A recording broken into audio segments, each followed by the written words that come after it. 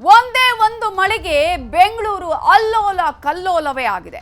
BBMP ಅಧಿಕಾರಿಗಳ ನಿರ್ಲಕ್ಷ್ಯ ಹಲವು ಅವಾಂತರಗಳೇ ನಡೆದು ಹೋಗಿದೆ. ಚರಂಡಿಗಳ ನಿರ್ವಹಣೆ ಇಲ್ಲದಿದ್ದಕ್ಕೆ ನದಿಯಂತಾಗಿದೆ ರಸ್ತೆಗಳು. ಇವತ್ತು ಸುರಿದಂತಹ ಒಂದೇ ಒಂದು ಮಳೆ ಬೆಂಗಳೂರಲ್ಲಿ ಅಲ್ಲೋಲ ಕಲ್ಲೋಲವನ್ನೇ ಸೃಷ್ಟಿ ಮಾಡಿದೆ. ಬಿಬಿಎಂಪಿ ಅಧಿಕಾರಿಗಳ ನಿರ್ಲಕ್ಷ್ಯ, ಇದರಿಂದಾಗಿ ಅನೇಕ ಕಡೆ ನಾನಾ ಅವಾಂತರಗಳು. ಚರಂಡಿಗಳ ನಿರ್ವಹಣೆ ಇಲ್ಲ, ಆ ಕಾರಣಕ್ಕಾಗಿ ನದಿಯಂತಾಗಿವೆ ರಸ್ತೆಗಳು. ರಾಜಾಜಿನಗರದಲ್ಲಿ ಮಳೆಯಿಂದಾಗಿ ಬೃಹತ್ ಮರ ಉರುಳಿ ಬಿದ್ದಿದೆ.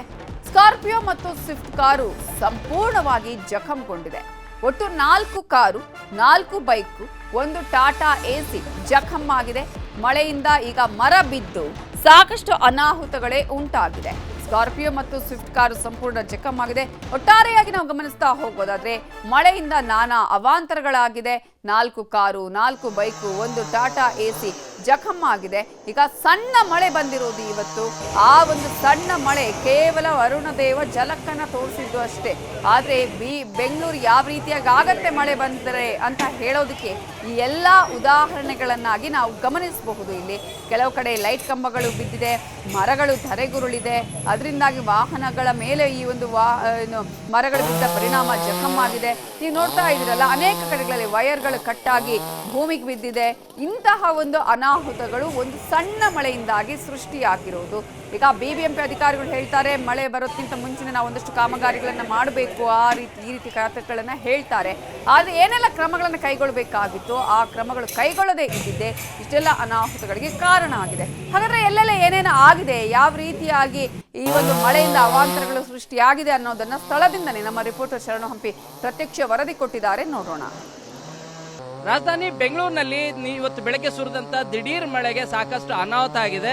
ನಾವೀಗ ರಾಜಾಜಿನಗರದಲ್ಲಿದ್ದೀವಿ. ರಾಜಾಜಿನಗರದಲ್ಲಿರುವಂತಹ 10th main road 2nd block. So ಇಲ್ಲಿ ಒಂದು ಬೃಹತ್ ಆದಂತ ಮರ ಬಿದ್ದ ಪರಿಣಾಮ, ಅದ್ರ ಜೊತೆಗೆ ವಿದ್ಯುತ್ ಕಂಬಗಳು ಕೂಡ ಬಿದ್ದ ಪರಿಣಾಮ 4 ಕಾರುಗಳು ಜಖಂ ಆಗಿದ್ದಾವೆ. ಟಾಟಾ ಎಸಿ ವಾಹನ ಕೂಡ ಜಖಂ ಆಗಿರೋದು. ಅರಣ್ಯ ಇಲಾಖೆ ಅಂದ್ರೆ ಬಿಬಿಎಂಪಿ ಅರಣ್ಯ ಇಲಾಖೆಯ ಸಿಬ್ಬಂದಿಗಳು ಈಗ ಬಂದು ಮರವನ್ನ ತೆರವುಗೊಳಿಸುವಂತ ಕಾರ್ಯನೂ ಕೂಡ ಮಾಡ್ತಾ ಇದ್ದಾರೆ. ರಸ್ತೆ ಸಂಪೂರ್ಣವಾಗಿ ನಿಮಗೆ ಓಡಾಟ ವೆಹಿಕಲ್ಗಳ ಮೂವ್ಮೆಂಟ್ ಕೂಡ ಆಗೋದಿಲ್ಲ.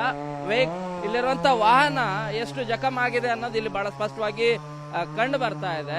ಇದರ ಜೊತೆಗೆ ಎಡಭಾಗದಲ್ಲೂ ಕೂಡ ನಿಮಗೆ ಇಲ್ಲಿರುವಂತ ಮರದ ರೆಂಬೆ ಕೊಂಬೆ ಏನಿದೆ ಅದು ಕೂಡ ಬಿದ್ದಿದೆ. ಅದನ್ನ ತೆರವು ಮಾಡುವಂತ ಕಾರ್ಯನೂ ಕೂಡ ಮಾಡ್ತಾ ಇದ್ದಾರೆ. ಕಳೆದ 3 ಗಂಟೆಯಿಂದನೂ ಕೂಡ ಈ ರಸ್ತೆಯಲ್ಲಿ ಸಂಚಾರ ಇಲ್ಲ. ಸಂಚಾರಿ ಪೊಲೀಸರು ಕೂಡ ಆಗಮಿಸಿ ಸುಗಮ ಸಂಚಾರಕ್ಕೆ ಏನೇನು ಪ್ರಯತ್ನಗಳನ್ನ ಮಾಡಬೇಕು ಆ ಪ್ರಯತ್ನಗಳನ್ನ ಮಾಡ್ತಾ ಇದ್ದಾರೆ. ಇಲ್ಲಿರುವಂತಹ ವಿದ್ಯುತ್ ಕಂಬಗಳು, 2 ವಿದ್ಯುತ್ ಕಂಬಗಳು ಕೂಡ ಬಿದ್ದಿದ್ದಾವೆ. ಗುಡುಗು ಮಿಂಚು ಸಹಿತ ಸುರಿದಂತ ಭಾರಿ ಮಳೆಗೆ ಇದು ಎಫೆಕ್ಟ್ ಆಗಿರೋದು. ಇಲ್ಲಿರುವಂತ ಸ್ಥಳೀಯರನ್ನು ಕೂಡ ಮಾತಾಡ್ಸೋಣ, ಏನ್ ಹೇಳ್ತಾರೆ ಅಂತ ಹೇಳಿ. ಸರ್, ಏನಾಯ್ತು ಸರ್? ಎಷ್ಟು ಗಂಟೆಗೆ ಸರ್? ಇದು ಈಗ ಮಳೆ ಬಂತೀಗ ಸ್ವಲ್ಪ ಟೈಮಲ್ಲಿ ಮಳೆ ಎಲ್ಲ ಬಂದಾಗಿ ಮರಗಳೆಲ್ಲ ಬಿದ್ದೋಗಿ ಇದು ಏನಾಗಿದೆ, ಮರ ಬಿದ್ದೋಗಿದ್ಮೇಲೆ ಕಾರ್ ಮೇಲೆ ಅಲ್ವೇ ಬಿದ್ದೋಗಿ ಕಂಬಗಳೆಲ್ಲ ನುಜ್ಜಿ ಆಗಿದ್ದಾವೆ. ಈ ತರ ಇಲ್ಲಿ ಬಹಳ ತೊಂದರೆ ಆಗಿದೆ. ರಾಜಾನಗರ ಇದು 2nd block 10th main road. ಗಾಳಿ ಜೋರಾಗಿ ತುಂಬಾ ಜೋರಾಗಿ ಬಂತು, ಮಳೆ ಬಂದಾದ್ಮೇಲೆ ಇದು ಕಂಟ್ರೋಲ್ ಸಿಕ್ಕಿಲ್ಲ. ಮರ ಕಂಟ್ರೋಲ್ ಸಿಕ್ತಾ ಎಲ್ಲ ಇದ್ರ ಮೇಲೆ ಬಿದ್ದೋಗಿದೆ. ಯಾರ ಮೇಲೆ ಏನ್ ಬಿದ್ದಿಲ್ಲ, ಪುಣ್ಯಕ್ಕೆ ತೊಂದರೆ ಆಗಿಲ್ಲ, ಯಾರಿಗೂ ಏನೋ ಪ್ರಾಬ್ಲಮ್ ಆಗಿಲ್ಲ, ತೊಂದರೆ ಆಗಿಲ್ಲ. ಇಲ್ಲ ಈಗ ಇದು ಡ್ಯಾಮೇಜ್ ಆಗಿದೆ. ಇಲ್ಲಿ ಕಾರ್ಗೆ, ಈ ಬೈಕು, 4-5 ಬೈಕ್ಗಳು, ಅಲ್ಲೊಂದು ಟಾಟಾ ಎಸಿ ಗಾಡಿ ಎಲ್ಲ ಇದಕ್ಕಾಗಿದೆ. ಪಾಪ ತುಂಬಾ ಲಾಸ್ ಆಗಿದೆ. ಅವ್ರಿಗೆಲ್ಲ ಇದು ಮಾಡ್ಕೊಡಿ ಅಷ್ಟೇ. ಸೊ ಇಲ್ಲಿ ಈ ವಾಹನ ಕೂಡ ಡ್ಯಾಮೇಜ್ ಆಗಿರೋದು. ಇಲ್ಲಿ ಮುಂಭಾಗದಲ್ಲಿದ್ದಂತ ಹಿಂಭಾಗದಲ್ಲಿ ಮರ ಇದೆ, ಅದರ ಮುಂಭಾಗದಲ್ಲಿದ್ದಂತ ವಿದ್ಯುತ್ ಕಂಬನೂ ಕೂಡ ನಿಮ್ ನೋಡ್ತಾ ಇದ್ರೆ ಬಿದ್ದಿರೋದು. ಡ್ಯಾಮೇಜ್ ಯಾವ ರೀತಿ ಆಗಿದೆ, ಆಲ್ಮೋಸ್ಟ್ ಗ್ಲಾಸ್ ಎಲ್ಲದು ಕೂಡ ಒಡೆದೋಗಿದೆ. ವಿದ್ಯುತ್ ಕಂಬ ಬಿದ್ದ ಪರಿಣಾಮ ಆಗಿರುವಂತ ಇನ್ಸಿಡೆಂಟ್. ರಸ್ತೆ ಸಂಪೂರ್ಣವಾಗಿ ಈಗ ವೆಹಿಕಲ್ ಮೂವ್ಮೆಂಟ್ ಇಲ್ಲ, ಅದನ್ನ ತೆರವುಗೊಳಿಸ, ಯಾಕಂದ್ರೆ ವಿದ್ಯುತ್ ಇರೋದ್ರಿಂದ ಮಕ್ಕಳೆಲ್ಲರೂ ಕೂಡ ಇಲ್ಲೇ ಓಡಾಡ್ತಾ ಇದ್ದಾರೆ. ಸೊ ಇದು ರಾಜಾಜಿನಗರದಲ್ಲಿ ಆದಂತ ಮಳೆಯ ಅನಾಹುತ. ಬಿಬಿಎಂಪಿ ಅಧಿಕಾರಿಗಳು ಆರಾಮಾಗಿ ಇದ್ರು, ಯಾಕಂದ್ರೆ ಮುಂಗಾರು ಪೂರ್ವ ಮಳೆ ಏನು ಅಷ್ಟು ದೊಡ್ಡ ಮಳೆ ಬರೋದಿಲ್ಲ, ಯಾವುದೇ ರೀತಿ ತೊಂದರೆ ಆಗೋದಿಲ್ಲ ಅಂತ ಅನ್ಕೊಂಡಿದ್ರು. ಬಟ್ ಸೈಕ್ಲೋನ್ ಎಫೆಕ್ಟ್ ಕಾರಣಕ್ಕಾಗಿ ಮಳೆ ಆಗಿದೆ. ಇನ್ನೂ 3 ದಿನಗಳ ಕಾಲ ಬೆಂಗಳೂರಿನಲ್ಲಿ ಭಾರಿ ಮಳೆ ಆಗಲಿದೆ. ಬಿಬಿಎಂಪಿ ಅಧಿಕಾರಿಗಳು ಒಂದಷ್ಟು ಪ್ರಿಕಾಷನ್ಸ್ ಮೆಜರ್ಸ್ ಅನ್ನ ತೆಗೆದುಕೊಳ್ಬೇಕಾಗಿದೆ. ಬೆಂಗಳೂರಿಂದ ಕ್ಯಾಮರಾ ಪರ್ಸನ್ ಸುನಿಲ್ ಜೊತೆ ಶರಣು ಹಂಪಿ, ನ್ಯೂಸ್ 18. ಇದು ರಾಜಾಜಿನಗರದಲ್ಲಿ ಆದಂತಹ ಅವಾಂತರದ ಕಥೆಯಾದ್ರೆ, ಮಹದೇವಪುರ ವಲಯದಲ್ಲೂ ಕೂಡ ಮಳೆ ಅನೇಕ ಅವಾಂತರಗಳನ್ನ ಸೃಷ್ಟಿ ಮಾಡಿದೆ. ಪೈ ಲೇಔಟ್ನ 1ನೇ ಮುಖ್ಯ ರಸ್ತೆಯಲ್ಲಿ ಮಳೆಯ ನೀರಿದೆಯಲ್ಲ ಅದು ಹಾಗೇ ನಿಂತಿದೆ. ಹಲವು ಮನೆಗಳಿಗೂ ನೀರು ನುಗ್ಗಿದೆ. ಜನ ಪರದಾಟವನ್ನ ಮಾಡ್ತಾ ಇದ್ದಾರೆ. CSP ಲೇಔಟ್ನ 2ನೇ ಅಡ್ಡ ರಸ್ತೆಯಲ್ಲಿ ಮಳೆಯ ಕಾಟ, ನೆಲ ಮಹಡಿಯಲ್ಲಿರುವಂತಹ ಮನೆಗಳಿಗೆ ನೀರು ನುಗ್ಗಿದೆ. ಅನೇಕ ಅವಾಂತರಗಳು ಅಲ್ಲೂ ಸೃಷ್ಟಿಯಾಗಿದೆ. ಈಗಾಗಲೇ BBMP ಅಧಿಕಾರಿಗಳೇ ಎಲ್ಲಿದ್ದೀರಾ ಅನ್ನೋ ಪ್ರಶ್ನೆಯನ್ನ ಕೇಳಬೇಕಾಗಿದೆ. ಕಾರಣ ಅನೇಕ ಕಡೆಗಳಲ್ಲಿ ಅನೇಕ ಅನಾಹುತಗಳು, ಅವಾಂತರಗಳು ನಡೆದು ಹೋಗಿದೆ. ಒಂದು ಸಣ್ಣ ಮಳೆ, ಸೈಕ್ಲೋನ್ ಎಫೆಕ್ಟ್ ಯಾವ ರೀತಿಯಾಗಿ ಇಡೀ ಬೆಂಗಳೂರನ್ನು ಮುಳುಗಿಸುವಂತಹ ರೀತಿಯಲ್ಲಿ ಆಗಿದೆ ಅನ್ನೋದನ್ನ ನಿಮಗೆ ನಾವು ತೋರಿಸ್ತಾ ಇದ್ದೀವಿ. ಇನ್ನು ರಾಯಚಂದ್ರ ಸರ್ಕಲ್ನಲ್ಲಿ ಮಳೆ ಅನೇಕ ಅವಾಂತರಗಳನ್ನ ಸೃಷ್ಟಿ ಮಾಡಿದೆ. ಅಲ್ಲೂ ಕೂಡ ರಸ್ತೆಯಲ್ಲಿ ಅಪಾರ ಪ್ರಮಾಣದ ಮಳೆ ನೀರು ನಿಂತಿದೆ. ವಾಹನ ಸವಾರರು ಪರದಾಟವನ್ನ ಮಾಡಿದ್ದಾರೆ. ಜನಜೀವನ ಅಸ್ತವ್ಯಸ್ತ ಆಗಿದೆ. ಎಲ್ಲಾ ಕಡೆಗಳಲ್ಲಿ ರೋಡ್ ಇದೆಯೋ ಅಥವಾ ಅಲ್ಲಿ ಏನಿದೆ, ಗುಂಡಿ ಇದೆಯೋ ಏನೂ ಗೊತ್ತಾಗ್ತಾ ಇಲ್ಲ.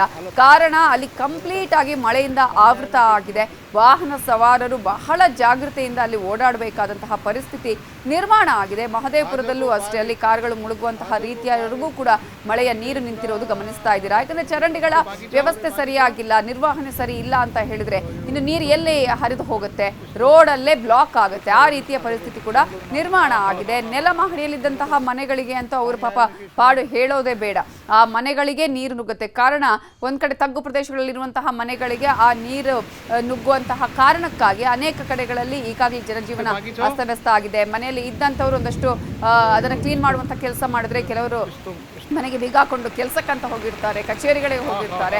ಅವರು ಸಂಜೆ ಬಂದು ನೋಡ್ಬೇಕಷ್ಟು ಏನೇನು ಆಗಿದೆ ಅಂತ ಹೇಳಿ. ಸೊ ನಿಮಗೆ 3 ದೃಶ್ಯಾವಳಿಗಳನ್ನು ನಾವು ನಿಮಗೆ ತೋರಿಸ್ತಾ ಇದ್ದೀವಿ. ರಸ್ತೆಯಲ್ಲಿ ಮಳೆ ನಿಂತ ಪರಿಣಾಮವಾಗಿ, ಮಳೆಯ ನೀರು ನಿಂತಹ ಪರಿಣಾಮವಾಗಿ ಅಲ್ಲಿ ಜನಜೀವನ ಅಸ್ತವ್ಯಸ್ತ ಆಗಿದೆ. ಜನ ಪರದಾಟವನ್ನು ಅನುಭವಿಸಿದ್ದಾರೆ. ವಾಹನ ಸವಾರರು ಪರದಾಟವನ್ನು ಅನುಭವಿಸಿದ್ದಾರೆ. ಅಂಗಡಿ ಮುಂಗಟ್ಟುಗಳ ಒಳಗಡೆ ಅಲ್ಲಿ ನೀರು ನುಗ್ಗಿದೆ. ಜನರಂತೂ ಅಲ್ಲಿ ಮಳೆ ಯಾಕೆ ಬಂತು ಅನ್ನುವಂತಹ ರೀತಿಯಲ್ಲಿ ಪಾಪ ಸಾಕಷ್ಟು ನೋವನ್ನು ಅಥವಾ ಸಮಸ್ಯೆಯನ್ನ ಅನುಭವಿಸುತ್ತಿದ್ದಾರೆ. CSP ಲೇಔಟ್ನಲ್ಲೂ ಕೂಡ ಅಷ್ಟೇ, ಮಳೆಯ ನೀರು ಅಲ್ಲಿ ನೆಲಮಹಡಿಯಲ್ಲಿದ್ದಂತಹ ಮನೆಗಳಿಗೆ ನೀರು ನುಗ್ಗಿದೆ. ಪರಿಣಾಮವಾಗಿ ಮನೆ ಒಳಗಡೆ ಎಲ್ಲ ನೀರಾಗಿದೆ. ಅದನ್ನು ಹೊರತೆಗೆಯುವಂತಹ ಕೆಲಸ ಆಗಬೇಕಾಗಿದೆ.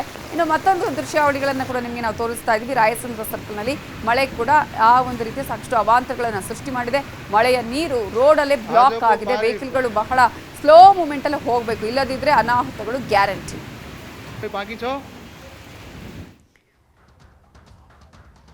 ಇನ್ನು ಜಿಲ್ಲಾವಾರು ಯಾವ ರೀತಿ ಆಗಿದೆ ಮಳೆ, ಏನೇನು ಅನಾಹುತಗಳು ಸಂಭವಿಸಿದೆ, ರೈತರಿಗೆ ಎಷ್ಟು ಖುಷಿಯಾಗಿದೆ ಅನ್ನೋದನ್ನ ನೋಡ್ತಾ ಹೋಗೋಣ. ಚಿಕ್ಕಮಗಳೂರು ನಗರದಾದ್ಯಂತ ಭಾರಿ ಮಳೆಯಾಗಿದೆ. ಗುಡುಗು ಮಿಂಚು ಸಹಿತ ಇಲ್ಲಿ ಬಿರುಗಾಳಿ ಆಗಿಯೇ ಧಾರಾಕಾರವಾಗಿ ಮಳೆ ಸುರಿದಿದೆ. ಈಗಲೂ ಕೂಡ ಮಳೆ ಬರ್ತಾ ಇದೆ ಅನ್ನುವಂತಹ ಸುದ್ದಿ ಇದೆ. ಸೊ ಈಗಾಗಲೇ ಧಾರಾಕಾರವಾಗಿ ಸುರಿತಾ ಇರುವಂತಹ ಮಳೆಯಿಂದಾಗಿ ವಾಹನ ಸವಾರರು ದಿಢೀರ್ ಅಂತ ಹೇಳಿ ಮಳೆ ಬಂತಲ್ಲ, ಹಾಗಾಗಿ ಪರದಾಟವನ್ನ ಮಾಡಬೇಕಾಯಿತು. ಅಲ್ಲಿ ಬಿರುಗಾಳಿಯೊಂದಿಗೆ ಧಾರಾಕಾರವಾಗಿ ಮಳೆ ಸುರಿತಾ ಇದ್ದು ಬಿಸಿಲಿನಿಂದ ಒಂದಷ್ಟು ಕಂಗೆಟ್ಟಿದ್ದಂತಹ ಜನರಿಗೆ ಇದೀಗ ಭೂಮಿಗೂ ಕೂಡ ಮಳೆ ತಂಪೆರೆದಿದ್ದಾನೆ. ಅಬ್ಬಬ್ಬ ಅಂತ ಅಂದ್ಕೊಂಡಿದ್ದಾರೆ ಜನ. ಬಟ್ ಬಿರುಗಾಳಿ ಸಹಿತ ಮಳೆ ಬಂದಿರೋದ್ರಿಂದ ವಾಹನ ಸವಾರರಿಗೆ, ಹೊರಗಡೆ ಹೋಗೋರಿಗೆ ಅವರಿಗೆ ಒಂದಷ್ಟು ಸಮಸ್ಯೆಗಳು ಆಗಿದೆ. ಇನ್ನು ಚಿತ್ರದುರ್ಗದಲ್ಲಿ ಸತತವಾಗಿ ಮಳೆ ಬಂದಿದೆ. ಆಲ್ಮೋಸ್ಟ್ 1 ಗಂಟೆಗಳ ಕಾಲ ಮಳೆ ಸುರಿದಿದೆ. ವರ್ಷದ ಮೊದಲ ಮಳೆಗೆ ಚಿತ್ರದುರ್ಗದ ಜನ ಖುಷಿ ಪಟ್ಟಿದ್ದಾರೆ, ಸಂತಸವನ್ನು ವ್ಯಕ್ತಪಡಿಸಿದ್ದಾರೆ. ಬಿಟ್ಟು ಬಿಡದೆ ಸುರಿದಂತಹ ಮಳೆಗೆ ಕೆಲ ಕಾಲ ವಾಹನ ಸವಾರರು ಪರದಾಟವನ್ನ ಅನುಭವಿಸಿದ್ದಾರೆ. ಸಹಜ ಇದು. ಗುಡುಗು ಮಿಂಚು ಸಹಿತ ಮಳೆ ಸುರಿತಾ ಇದೆ. 1 ಗಂಟೆಯಿಂದ ನಿರಂತರವಾಗಿ ಚಿತ್ರದುರ್ಗದಲ್ಲಿ ಕೂಡ ಮಳೆ ಸುರಿತಾ ಇದೆ. ಇನ್ನು ಮತ್ತೊಂದು ದೃಶ್ಯ ತೋರಿಸ್ತಾ ಇದ್ದೀವಿ, ಬೀದರ್ನದ್ದು. ಬೀದರ್ ಜಿಲ್ಲೆಯ ಹಲವು ಕಡೆ ಧಾರಾಕಾರವಾಗಿ ಮಳೆ ಸುರಿದಿದೆ. ಇಲ್ಲೂ ಅಷ್ಟೇ ಗಾಳಿ, ಗುಡುಗು ಮಿಂಚು ಸಹಿತ ಧಾರಾಕಾರವಾಗಿ ಮಳೆ ಸುರಿದಿದೆಯಂತೆ. ಕಾದು ಕೆಂಡವಾಗಿದ್ದ ಭೂಮಿಗೆ ಇದೀಗ ವರುಣದೇವ ತಂಪೆರೆದಿದ್ದಾನೆ. ಇನ್ನು ಬೀದರ್, ಔರಾದ್, ಚಿಟಗುಪ್ಪ ಸೇರಿದಂತೆ ಹಲವು ಕಡೆಗಳಲ್ಲಿ ಮಳೆಯಾಗಿದೆ. ಈ ಮಳೆಯಿಂದಾಗಿ ಜನರಿಗೊಂದಷ್ಟು ಖುಷಿಯಾಗಿದೆ. ಅಟ್ಲೀಸ್ಟ್ ಇಷ್ಟು ಬಿಸಿಲಿತ್ತು, ಇಷ್ಟು ಒಂದು ರೀತಿಯಾದಂತಹ ಕಾದ ಕೆಂಡ ರೀತಿಯಾಗಿ ಆಗ್ತಾ ಇತ್ತು. ಅಟ್ಲೀಸ್ಟ್ ಈಗ ಮಳೆ ಬಂದು ಸ್ವಲ್ಪ ಭೂಮಿ ತಂಪಾಗಿದೆ ಅಂತ ಖುಷಿಯನ್ನು ವ್ಯಕ್ತಪಡಿಸ್ತಿದ್ದಾರೆ. ಇನ್ನು ಚಿಕ್ಕೋಡಿಯಲ್ಲಿ ಏನಾಗಿದೆ ನೋಡೋಣ. ಚಿಕ್ಕೋಡಿಯಲ್ಲೂ ಅಷ್ಟೇ ಮಳೆರಾಯನ ಸಿಂಚನ ಆಗಿದೆ. ಅಲ್ಲಿ ಬಿಸಿಲಿಂದ ಬೇಸತ್ತ ಜನರಿಗೆ ಮಳೆರಾಯ ತಂಪೆರೆದಿದ್ದಾನೆ. ಭೂಮಿ ತಂಪಾಗಿದೆ. ಚಿಕ್ಕೋಡಿ ಪಟ್ಟಣದ ಹಲವು ಕಡೆಗಳಲ್ಲಿ ಮಳೆಯಾಗಿದೆ. ಸುಮಾರು ಅರ್ಧ ಗಂಟೆಗಳ ಕಾಲ ಇಲ್ಲಿ ಮಳೆ ಸುರಿದಿದೆ.